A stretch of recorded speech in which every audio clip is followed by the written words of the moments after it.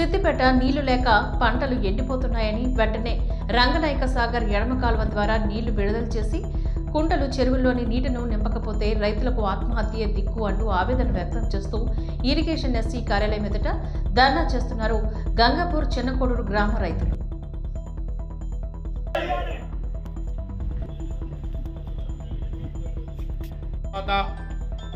రంగనాయక సాగర్ నుండి గత 3 సంవత్సరాలుగా రైతులకు నీళ్లు అందిస్తావురు.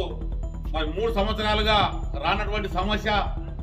మరి ఈ సంవత్సరము రైతులకు చాలా మందికి కూడా చాలా చెళ్ళలో కుంటలకి నీళ్లు రాకుండా మరి కాలువలు తీయకుండా మరి నిర్లక్ష్యం చేయడం వల్ల ఈ సంవత్సరము నీళ్లు రావడం లేదు. మరి గంగాపురం చిన్నకోడు చాలా గ్రామాల్లో చాలా చెళ్ళ కుంటలో నీళ్లు రాక మరి ఇలా వేసుకున్నటువంటి వరి పంట కావచ్చు, పొద్దుడు కావచ్చు, మక్క కావచ్చు, మరి ఆంధ్ర పంటలు కూడా మిర్చి, టమాటా కూడా ఎండిపోతా ఉంది నీళ్ళు అందక. మరి ఇంకొక వారం రోజులు అయితే పూర్తిగా పంటలు ఎండిపోతాయి.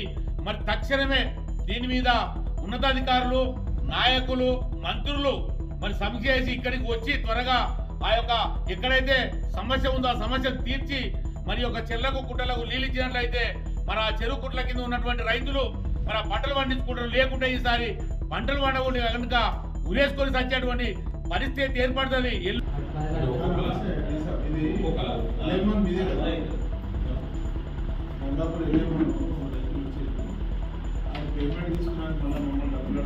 రాష్ట్రరోగం మొదలు పెట్టిన పడిపోయి ఎందుకైతే అందరినీ 3 సంవత్సరాలు లేని బాధ ఈ సంవత్సరం పెట్టే గోపగిరి రోడ్డు దాని దూరమా రాజరాజు పోయాడు అన్ని ఆపి కలెక్టర్ అంత దిగతారు మంత్రులు పిత్రులు అందరూ.